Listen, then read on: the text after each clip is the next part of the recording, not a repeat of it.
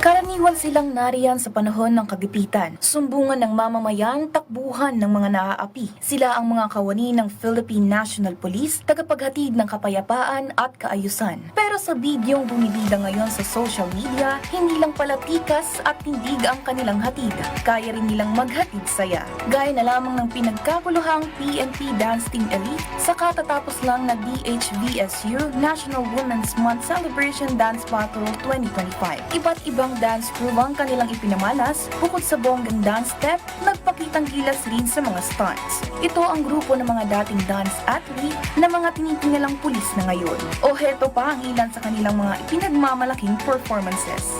Pero gaya ng anumang dance crew, naglalaan rin sila ng panahon para mag-ensayo, ika nga, practice makes perfect. Not just a typical men in uniform, sila ang mga ale at mama na handang maglingkod, magprotekta at maghatid saya sa bayan. Ako si Mariel Tubil para sa Pambansang TV sa Bagong Pilipinas.